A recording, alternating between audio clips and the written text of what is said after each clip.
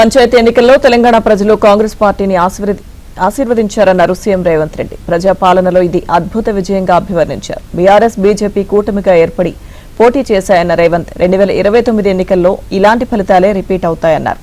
కృష్ణా గోదావరి జలాలపై అసెంబ్లీలో కేసీఆర్తో చర్చకు సిద్దమన్నారు.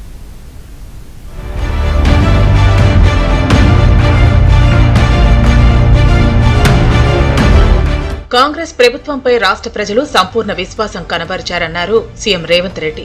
12,702 సర్పంచ్ స్థానాలకు ఎన్నికలు జరగ్గా 7,527 సర్పంచ్ స్థానాల్లో కాంగ్రెస్ బలపరిచిన అభ్యర్థులు 808 చోట్ల కాంగ్రెస్ రెబల్స్ గెలుపొందారన్నారు. మొత్తం కలిపి 8,335 స్థానాలను కైవసం చేసుకున్నట్లు తెలిపారు. ఇలా 66% ఫలితాలు సాధించినట్లు పేర్కొన్నారు. ఈ పంచాయతీ ఎన్నికల్లో బీఆర్ఎస్ బీజేపీ పార్టీలు కూటమిగా పోటీ చేశాయని ఆరోపించారు. రెండు పార్టీలు కలిసి పోటీ చేసినా 33% ఓట్లు వచ్చాయన్నారు.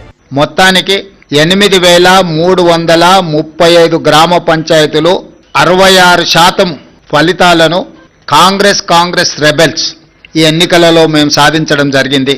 అదేవిధంగా బీఆర్ఎస్ బీజేపీ ఒక కూటమిగా ఈ ఎన్నికల్లో పోటీ చేసి 3,511 బీఆర్ఎస్, 710 గ్రామ పంచాయతీలు బీజేపీ, టోటల్గా 4,221 బీఆర్ఎస్ బీజేపీ కూటమి గెలుచుకోవడం జరిగింది. ఇది 33%. ఈ ఫలితాలు మా 2 సంవత్సరాల పరిపాలనకు ప్రజలిచ్చిన తీర్పు. ప్రభుత్వం ఏర్పడి 2 ఏళ్లైన తర్వాత జరిగిన ఎన్నికల్లోనూ ప్రజలు కాంగ్రెస్ ను ఆదరించారన్నారు రేవంత్ రెడ్డి.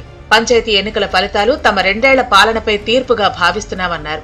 కృష్ణా గోదావరి జలాలపై కేసీఆర్తో చర్చించేందుకు సిద్ధంగా ఉన్నామన్నారు రేవంత్ రెడ్డి. తెలంగాణ భవన్లో కాకుండా వాళ్లు కోరితే అసెంబ్లీలో ప్రత్యేక సమావేశాలు ఏర్పాటు చేసి చర్చించేందుకు తమకు ఎలాంటి అభ్యంతరం లేదన్నారు. 3 రోజులు చర్చిస్తామన్నారు. ఉమ్మడి రాష్ట్రంలో తెలంగాణకు జరిగిన అన్యాయం కన్నా కేసీఆర్ హయాంలోనే ఎక్కువ నష్టం జరిగిందని ఆరోపించారు. కేసీఆర్ గారిని ప్రతిపక్ష నాయకుడిగా లేఖ రాయమని 3 రోజులు గాని 4 రోజులు గాని కృష్ణా నదీ జలాలు గోదావరి జలాలకు సంబంధించి ఎవరు ఏం చేసిండ్రో చర్చ చేద్దాం. కూలంకషంగా పూర్తి వివరాలతో వచ్చి కూర్చుందాం.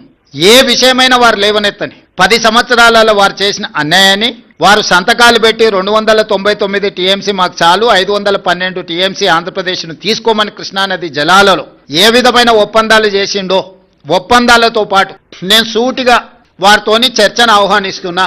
చంద్రశేఖరరావు గారు బీఆర్ఎస్ ఆఫీస్ కార్యాలయంలో చర్చించడం కాదు, వారు అడిగితే ఎప్పుడంటే అప్పుడు ప్రత్యేక సమావేశాలు ఏర్పాటు చేస్తా. కృష్ణా గోదావరి జలాల మీద చర్చ చేద్దాం. పూర్తి వివరాలను వాస్తవాలను ప్రజలకు వివరిద్దాం.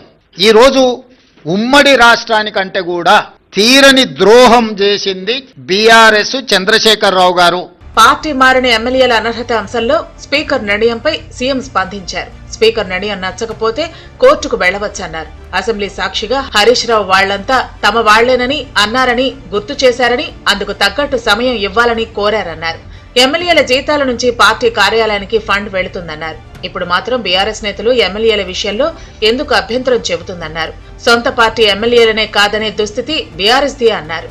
మొన్న జరిగిన శాసనసభ సమావేశాల్లో హరీష్ గారు స్పష్టంగా చెప్పిండ్రు, మా నెంబర్ 36, 37 ఉంది, మా సమయం ఇంత రావాల్సిందే, మాకంత సమయం ఇయ్యమని అడిగినరు. టీవీలో పేపర్లో మేము చూసిన ప్రతి నెల 5,000 రూపాయలు ఎమ్మెల్యేల నుంచి వాళ్ళ టీఆర్ఎస్ ఎల్పీ నిర్వహణ కోసము డబ్బులు కూడా తీసుకున్నారని. లావాదేవీలు బాగానే ఉన్నాయి, వ్యవహారం బాగానే ఉంది, వాళ్ళ పేరు మీద మైకు కావాలి, వాళ్ళ పేరు మీద మాటలు కావాలి, వాళ్ళ జీతాలలో వాటాలు కావాలి. మీ వాళ్ళనే మీ వాళ్ళు కాదు అని అనుకునే పరిస్థితి ఎందుకు దాపురించింది? ఇంత రాజకీయంగా ఇంత దుర్భరమైన ఇంత నికృష్టమైన పరిస్థితి ఎవరికైనా వస్తుందా? సొంత పార్టీ ఎమ్మెల్యేలనే మా వాళ్ళు కాదు అని మనం గతంలో చూసినాం. పిల్లలు నమ్ముకునేటోళ్ళను సంతలాల్లో వచ్చి పిల్లలు నమ్ముకున్నారని, కనీసం వాళ్ళు పేదరికం ఉండని నమ్ముకున్నారు అనుకున్నాం. మరి ఇప్పుడు వీళ్ళ విచిత్రం ఏందో, మేము మీ పిల్లలమే, మేము మీ వాళ్ళమే అని వీళ్ళు అంటారు, మీరు మా వాళ్ళు కాదని వాళ్ళు అంటారు. ప్రజా స్వేచ్ఛాయుత పాలనతోనే ప్రజల మన్ననలు పొందామన్నారు రేవంత్ రెడ్డి. ఎంత ఎదిగినా ఒదిగి ఉండాలనే పెద్దల సూచనను పాటిస్తున్నామని, ప్రతిపక్షంలో ఉన్నవారికి ఇంకా అహంకారం తగ్గలేదన్నారు. ఇప్పటికైనా ప్రజా తీర్పును గౌరవించి ప్రభుత్వం తీసుకుంటున్న నిర్ణయాలకు సహకరించాలన్నారు. 2/3 మెజార్టీతో 2029లో కాంగ్రెస్ తిరిగి అధికారంలోకి వస్తుందని ఆశాభావం వ్యక్తం చేశారు.